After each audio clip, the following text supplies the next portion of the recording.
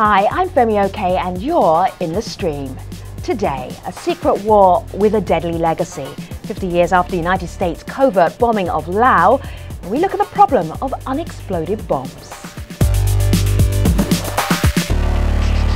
What's intriguing about this program is it's about a period of history that still not many people know about. Malika Bilal is our digital producer on the stream. You've been doing some digging online. What are you finding? Well, this is a bit of a history lesson, but surprisingly, there is a very visually rich conversation happening online. Right. People in the know. Sure. Some of them are some pictures we found being shared. This is on Instagram. This is from Aldrin. He shares a photo of a bomb crater in one area, remnants of the U.S.-Vietnam War. He writes, this is another one. This is a little bit older, but this is a vegetable garden in the shell of an old bomb from the U.S. You can see there are greens growing out of that shell. We want you to join this conversation, whether you have pictures, whether you have questions or comments. Just use the hashtag AJStream. Now, helping us out with the conversation, joining us on the set, we have Chanapa Kamvongsa. She is the Executive Director of Legacy of War, and that's an organization which promotes education on the U.S. bombing of Laos. Chanapa, it's great to have you here in the stream. Thank you. We will hear more from you in just a moment. So, when we come up with our ideas for our programs, do you have an idea that we should be talking about? You can tell us at facebook.com/AJStream, and your idea could be featured on the stream.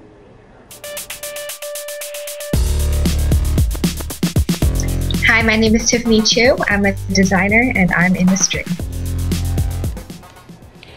In 1964, the United States began a covert 9-year bombing campaign on Laos, targeting North Vietnamese transport routes during the Vietnam War. The CIA operation carried out in what was supposed to be a neutral country was later called the Secret War. More than 2 million tons of explosives were dropped in Laos, making it the most bombed nation per capita in the world. Now, although the bombs stopped falling decades ago, remnants of the US campaign continue to kill and severely injure people. And it's estimated that up to 80 million unexploded bombs remain in the country. So, 50 years after the start of that secret war, what's being done to help the people of Laos and make their country bomb-free? Here to help us talk about that on Skype in Viet Thanh, we have Simon Ray. He's the Laos Country Director for the Mines Advisory Group, or MAG. That's an organisation that works to clear unexploded ordnances. Also via Skype in Viet Thanh, and Mike Boddington. He's the founder of the COPE Centre, which helps victims of cluster bombs through rehabilitation and prosthetics. So it's great to have you all here in the stream. Welcome to you all guests. Let me start out with Mike. Mike, still, this period of history for Laos is still kind of secret. Why was this bombing campaign so extreme? Can you explain it to newcomers to this story?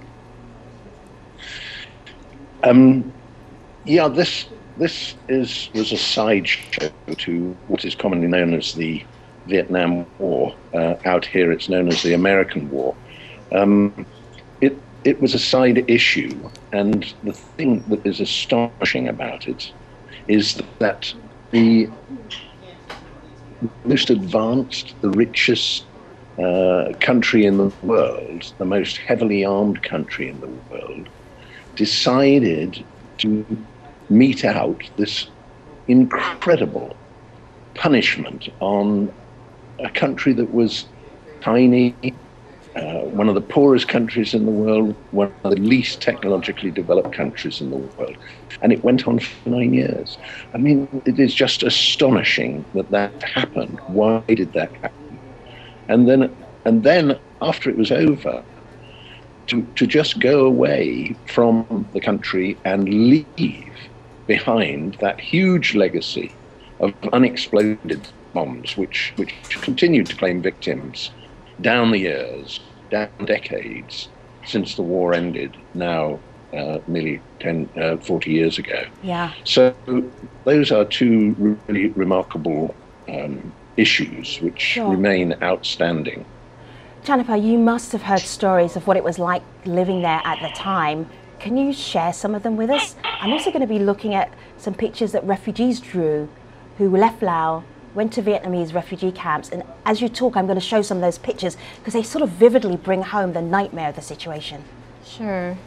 You know, for the first years of the bombing, little was known about what was happening, and there wasn't a lot of evidence coming out of Laos that civilians and communities were being blown. to pieces. And the drawings that you see are from villagers who actually lived in the northern part of Laos, Siang Kwang, better known as the Plain of Jars. And you alluded to the fact that there were bombings happening along the Ho Chi Minh Trail in the north. But there was also a civil war that was happening that was also then supported by the U.S. through bombing campaigns. So Siang Kwang was heavily bombed. Villagers were having to only farm at night, having to hide in caves when they heard planes come over, and the planes were quite frequent, right? So when you talk about 580 million campaigns flyover, that's about an average of plane load every 8 minutes for 24 hours a day. Every 8 minutes, 24 hours a day for 9 years. Whoa! Right. So imagine, by the time that we're done, we have what, five, 6 flyovers. Oh my goodness! Right. And so it's pretty astonishing. And so the villagers could no longer farm at night, go to school, do the daily life things that we do, that they had to flee. And so everything was sort of leveled, and they fled to Vientiane, where it was a safe area, and they were internally displaced. And so they were asked to tell the stories of what they had seen and witnessed and survived. And what came of it were a set of these drawings, which became the first person testimonial to come from villagers who actually had survived the bombings. Sure. Simon, we're hearing about the scale of the bombings from Shanaba so eloquently, of course. And I want to bring in this tweet from Karen. She reiterates what Femi said at the very top of the show. It's so critical, she writes, 50 years after the war, cluster bombs are still killing civilians. Per capita, the most heavily bombed country. She also continues, 2014 is the 50th anniversary of these bombings. How long does war keep killing after the last bombs fall? So Simon, how many people are we talking about that were affected and are still today affected? Well, on average now in the country is 3 people every month are killed or injured through a UXO or unexploded ordnance accident. So, that's, as we say, 50 years after the start of the war. So that's still significant numbers. Those numbers are reducing, but still that accounts for an unacceptable human cost and impact. And not just that, you have to remember that there's psychological impacts that people are dealing with as well. So we did a recent survey of the areas in which we're working, and 88% of the people either knew or suspected that they were using UXO contaminated lands for agricultural production.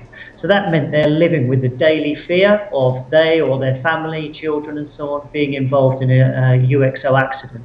And a UXO accident obviously is not a small thing. It causes significant injuries and obviously death as well. So, these are very big fears for people living, especially in rural locations in the country. And just to add, Simon talked about that the injuries and deaths now are at double digits, but up until 3-4 years ago, it averaged about 300. So there's been substantial decline. I think due a lot to resources are going into the communities now. But since the last bombs were dropped, about 20,000 people have been killed or injured, and there's about 12,000. And Mike can correct me on this. About 12,000 survivors that still live in Laos. Some with better care than others, and so we shouldn't forget about them as well. Sure, we're going to get back to Mike in just a moment. We're just having to reconnect with him. I should say, it's very early in the morning, and so it's just great that we have Simon there, sitting there. So between Simon and Jennifer and our online community, we're going to keep going, then Mike will jump back in. I'm going to just go to my laptop for a moment, Simon, because I really want people to see and understand what we're talking about, because there's always some confusion about what UXO actually means. So we're talking about this. Can you explain what we're looking at? It looks like a little hockey ball, perhaps, like a little iron hockey ball. What is this? Well, that's a cluster munition. That's a BLU 26, I think, if I can look from there. It's probably about the size of a tennis ball. They were dropped in bomb casings, usually about 400 to 600 in each of the casings. Right. And as they approach the ground, the bomb casing would open up and then disperse 400 or 600 cluster munitions, over a wide area and causing as much damage as possible. Now, different cluster munitions were designed to injure and kill people in different ways. So some would have been simple explosives, so it would have, exploded on impact. Others were incendiary devices. Others were fitted with tripwires. So when they landed, they didn't actually explode then, but they sent out small tripwires. And then when people returned to their land, they would obviously then move across, hit the tripwire, and then cause the explosion. Sure. So, you know, it's frightening in the range of different ways that we'll come up with to design bombs to injure and maim people. So it's not just killing people instantly, it's also making people scared to go back to use the land, because they know that these types of items are there which have delay fuses or the tripwires which I just described. Well, definitely. And, you know, we have an example of one here in the studio that Chanapat just raised, and we saw it on our Steadicam. There's also a tweet here, and it shows the effect that this would have on children. Chanida writes in, look at the cluster bombs that children on a daily basis have to come across. Clearly they look like toys. Now, Simon, I want to go to you. I'm glad that, excuse me, Mike, I want to go to you. You're back with us and you're on the phone, and I want to go to you with this tweet. This person writes in, tragically, many lived with constant bombing and unexploded ordnances for so long, it just became normal. Can you describe for us what that new normal really is, and what does everyday life look like when you have to be afraid for your life because of these unexploded ordnances? Yeah. This becomes part of your environment. You know that when you go outside, one of the things that you have to be careful about is, for example, snakes. Snakes are a part of your environment, scorpions are a part of your environment, and unexploded ordnance are also part of your environment, and you learn to adjust and to live with these devices. And sometimes, of course, you don't do that enough, and you in fact you die or you become severely injured as a result of them. And when those sorts of things happen, then of course that's a warning to the whole village. And we had an incident involving 4 boys just at the end of April who found a cluster bomb, and 2 of them were killed. And that sort of thing happens very, very regularly. If you're a farmer, you know that when you go out into your fields, you stand the chance of striking a cluster bomb with your plough or with your hoe, and that might be your last moment, or else your hoe gets blown up through your arm and removes your arm. So the whole time you live with the knowledge and understanding that these things are out there, and they are a huge part of the difficulty of living and making a living. So Chanapa shared a picture from her trip to Laos from last year. Tell us about this picture and the story of this family. So I had a chance to go down to the southern part of Laos, Saravan, which is also one of the heavier contaminated areas. And it took us probably about an hour and a half to drive on dirt, unpaved roads to a very remote village. And we got there, we met with 2 families who lived across the road from each other. So it's built village, home still on stilts, so very, very very remote area of the country, and 2 little boys who were best friends. One was named Bo, and then the other was Sai Tai, and they lived across from each other. You know, went to school together, played together, went into the forest together, found a bombi, and brought it into the village. And this is the thing they showed us, that's what a bomb is. From a cluster bomb, the little bomblets that are inside it. Yeah, yes. In Lao they're called bombi. Yes. They were referred to as bombi.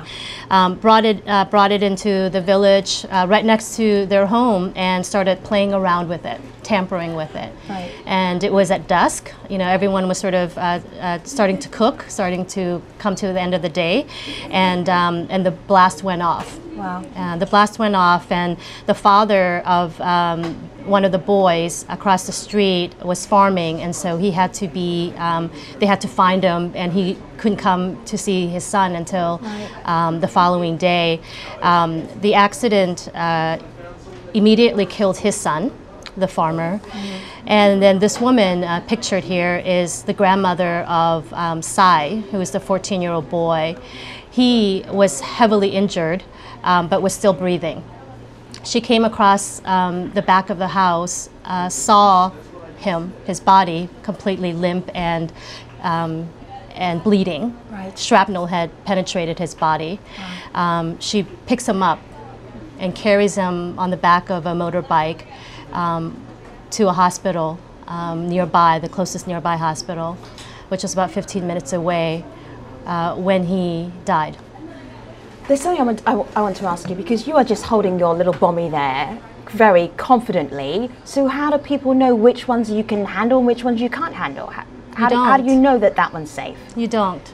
You don't. You know, unless you're an expert, unless you work with Right. groups like MAG or other demining groups, you don't know. There's no way. There's no way. But you got that one checked out. Yes, yes. Just double checking yes, here. Yes. All right. Yes. You're safe, you're safe. I don't think we need that kind of example on the show, our last show. Right. Well, our community wants to talk about cleanup and how this is happening. There's a tweet here from Zashnain who says, what initiatives have ASEAN countries done to overcome these bomb challenges faced by the rural folks in Laos? Simon, what is being done? Well, there's lots of operators within the country. MAG is the largest, but there are others as well, both commercial, but mainly from the humanitarian mine action sector. So that's, you know, as I say, MAG's one of the largest. So we would deploy what we call mine action teams, and they would be made up of a team leader, 6 technicians, a guard, a medic, and a driver. Now they would be deployed to the field, and you've seen some from some of the VT here. They would be the ones in the field with the detectors and going over ground which has been identified through our community liaison activities, which is a separate team that goes in to the communities and does participatory consultation sessions, focus group discussions and household questionnaires, to identify, in conjunction obviously with the villagers, where they suspect or where they know UXO contamination to be. Then our teams, as you can see on the VT here, are deployed with a detector, and it's a painstaking task, going up and down narrow lanes with the detector, investigating all of the signals that are found. And you know, it's a risky occupation. Obviously they're well trained, and there are very strict standard operating procedures in place to ensure safety. And you know, MAG's never had an accident in Laos, and long may that continue, because obviously we stick to our safety regulations extremely strongly. So as I say, it's a very hard work, and they're in the field for 8 hours a day with breaks and so on. But out in the hot sun, going up and down the lanes and investigating the signals as the detector rings off as it goes above items.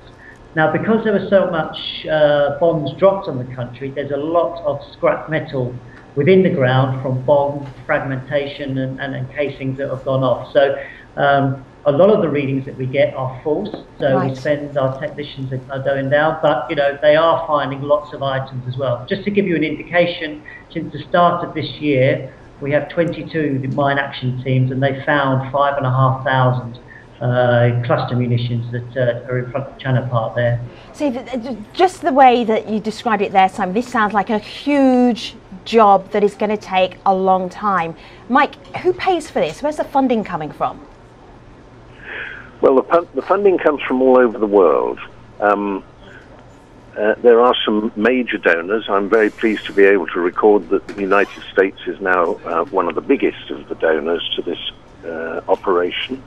The European Union, the British Department for International Development, Australian Aid, all of these are providing money.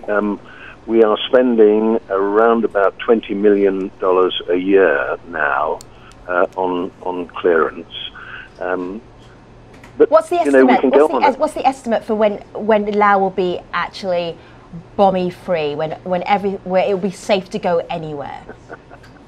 I'm sorry, but I'm laughing about that because Yeah, there I isn't can hear enough. that. Wow. I mean, it is just, you know, at the moment we have cleared something over 500,000 of these bommies from Laos, and that's taken nearly 20 years.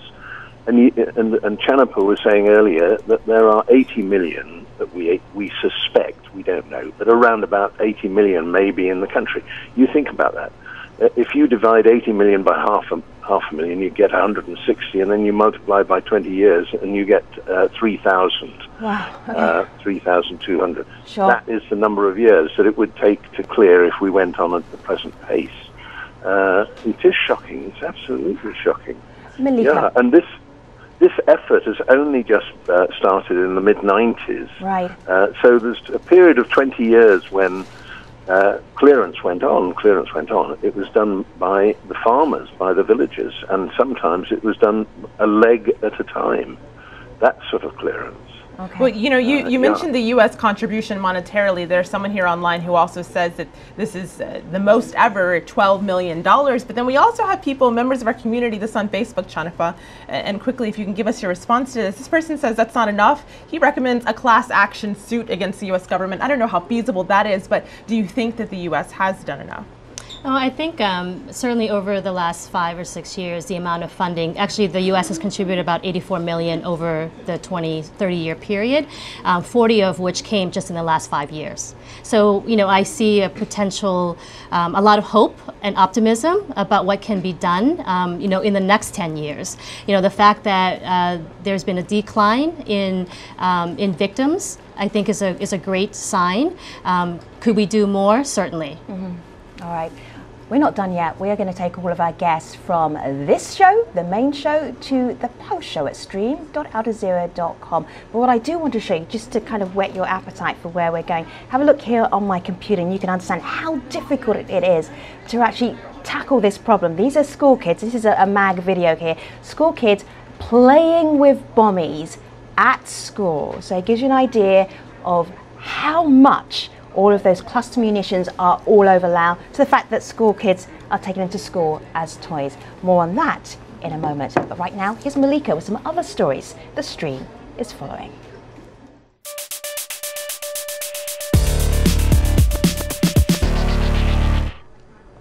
As the European parliamentary elections near, many candidates are scrambling to make a lasting impression. In Italy, some election posters circulating have left voters confused, like these. The Italian group Quink is aggregating those questionable campaign ads, mocking candidates for their choice of election material. Polls are set to open next Thursday. Next, we go to Sweden, where an anti-begging campaign is stirring controversy in Stockholm's subway. Launched for the far-right Sweden Democrats election campaign, the ad reads, "It's time to stop organized begging on our streets." Well, many have condemned the ad as racist, but Sweden's subway company has yet to take it down, arguing it isn't violating any guidelines. Online, netizens are pushing back, flooding the subway company with complaints like this. Well, finally, a Twitter plea from a paralyzed Saudi man has led to an outpouring of sympathy from web users. The patient, known as Ibrahim, tweeted from a hospital Saturday, "Visiting the ill has a huge blessing. Come and make me happy with your visit." Well, after his tweet, Saudis flooded the hospital to pay him a visit. Others expressed their support using hashtag #VisitingIbrahim, which has been used now more than 200,000 times. Well, we're always looking out for what stories matter to you, so pitch your ideas using hashtag AJStream. Femi? Excuse me, I'm just visiting Ibrahim 2001 times. I'm sure he'll appreciate it. Hope you get well soon. That's what I'm going to tweet him in just a moment. But first, what are we doing on the next program? Thank you very much for that, Malika. On the next show, well, from banana peels on the pitch to monkey chants by the fans. How big of a racism problem does football have? And what is being done to fight it?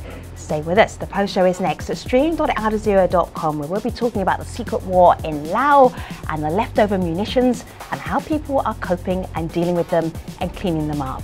I will see you online. Thanks for watching.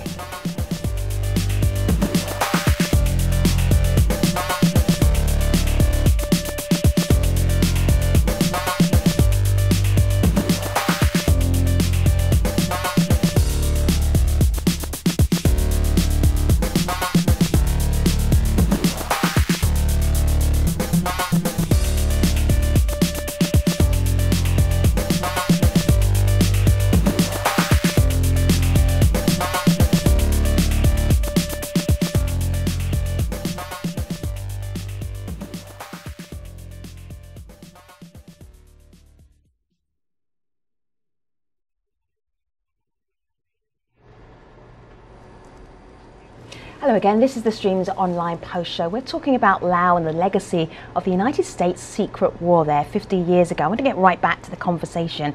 Mike, I'm really intrigued as to, you explained at the end of the show how difficult it would be to clear all of these bommies out of Laos, how long it might take. Do you have a better solution? Well, I think that there are ways of doing it. We've got people, as I said earlier, all over the country who have become used to having these things in their environment. But one of the things that they've learned to do is they've learned how to handle it, and they've been handling it for 40 or 50 years now. They know that they understand the dangers, and they understand how to handle the dangers. And they've become very adept at it. What does that actually mean? Can you give us an example, Mike? Well, as an example, if you find a bombie, in fact, most of the surface stuff like bommies and so on have been removed by now. But if you do find a bombie, you don't know whether it's live or not, and you discussed that a moment ago. One of the things you can do is you can tie a piece of string around it. This thing has fallen from many thousands of feet. It's come down through the air, twisting and turning, which was meant to harm it. When it hit the ground, it was meant to explode. It hasn't done that. If it hasn't done that when it hit the ground, that most amazing thump as it arrived, the chances are it's not going to explode. If you take a piece of string and you go 30 meters or more away from the thing, you tie the string round the bombie, and then you tug it. And if it doesn't explode, the chances are it never will. And that's one way of finding out whether your I am your terrified just at that description. Jennifer, you're leaning forward. I know you have something to say. I don't think anyone should have to risk that. It shouldn't be up to chance as to whether the bomb is going to explode or not. We just need to get it out of the ground.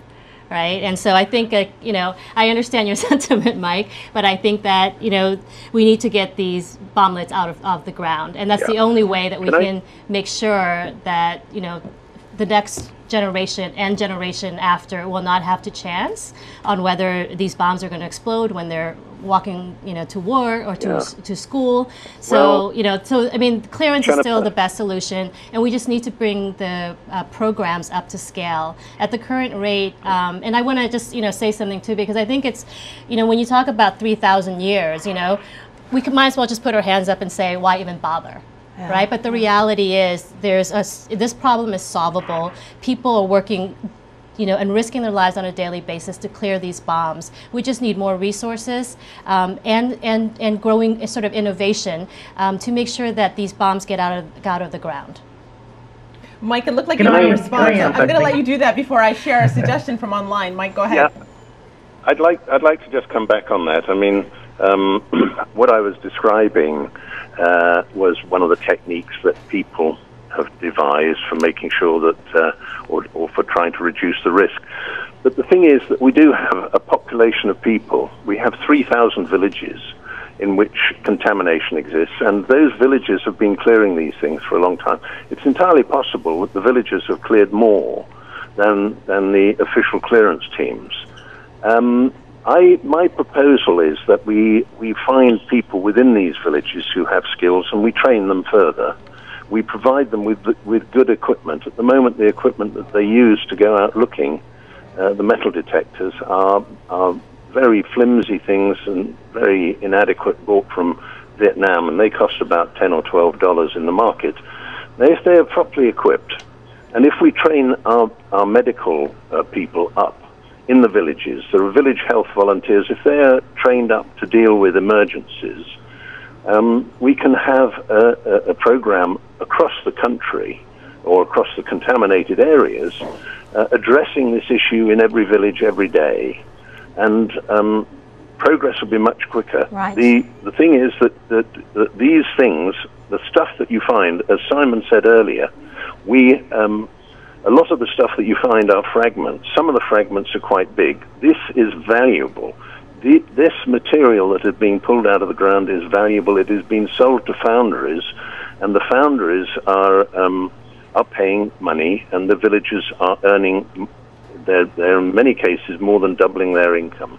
Right. Well, Mike, I want to bring Simon in here because you mentioned his name. Community anything. So, Mike, I want to bring Simon in here because we're talking about techniques here, and I love this couple of tweets we got from one member of our community. Have a look at my screen here.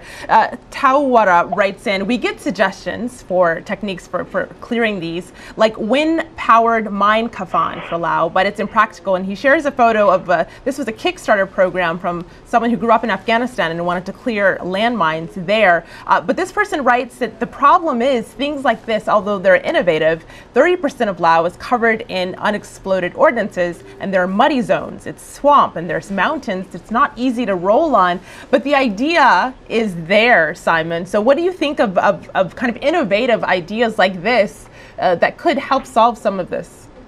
Absolutely. We're looking always to bring in technologies. I would say there is more conventional means of using technology and mechanical assets to clear ground than the item you've just shown. I think that's pretty indiscriminate, and you're not sure that it's catching all of the items in a designated area.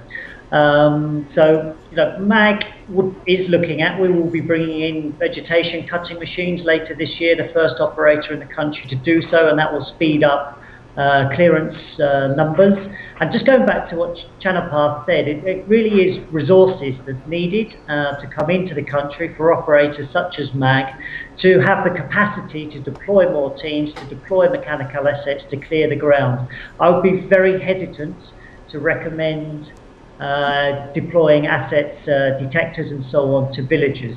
As I explained earlier, it's extremely hazardous undertaking. Accidents are happening, and without the correct training, the medical backup, and also the standard operating procedures that I was talking about, which are so important in protecting the technicians' lives. If they're not adhered to, then people are at very, very high risk of being involved in an accident. And I'd also just like to add, I know that figure of 3,000 years or 150 years is, you might, like Chanapath says, you may as well throw your hands up and leave the country. But there is a move within the country to try and target clearance resources onto land where there's going to be a development, onward development use for that land, so that we're not just targeting willy-nilly. Well, of course, there's a moral obligation to remove every item, but in the next 10 to 20 years, there will be significant clearance taking place on land where there is already identified investment for development activities, and that's what this country needs.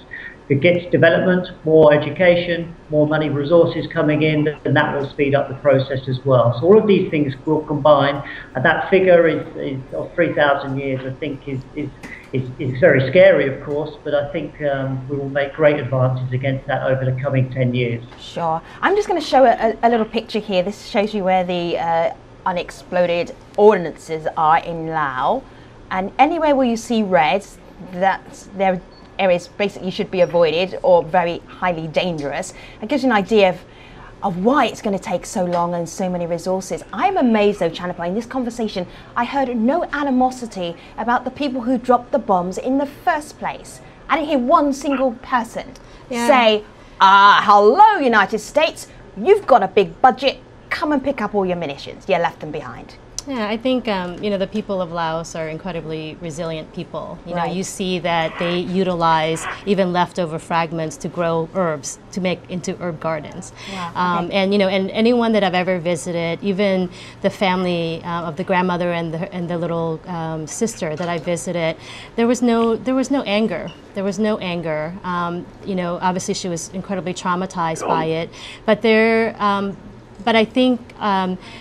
They know that I think it's really meaningful for the Lao people to know that people outside of the country also care. Yes. That there are people talking about this, that we're talking about it around the world, and it takes, I think, baby steps like that to really build the momentum that is needed to address this. And it needs to come from, the people in the rural villages, it needs to come from the deminers, it needs to come from, the people at the State Department, it needs to come from the halls of Congress. It's going to take a huge village, really, to resolve this problem. All right, so I have to say thank you to Chanapath, to also Mike, and also Simon. Thank you for bringing your expertise onto the stream today. We really appreciated us exploring this story, which still really is a secret story for Laos and the problem they're having with demining and getting rid of the bommies.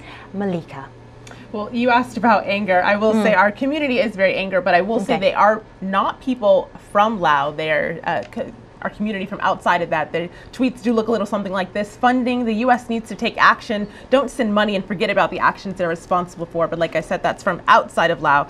I will end on this tweet though. With international support, ban cluster bombs rights needed for clearance in other countries affected by cluster bombs, they can be cleared in our lifetime. All right, so go to stream.aljazeera.com so you can find out the website for Legacies of War, for COPE, and also for MAG. Those are the organisations represented in the conversation today. Thank you all very much to our guests. Moving on to our next programme. From banana peels on the pitch to monkey chants by the fans, how big of a racism problem does football really have? And what's being done to fight it? Big question for the next day. Until then, see you online. Thanks for watching.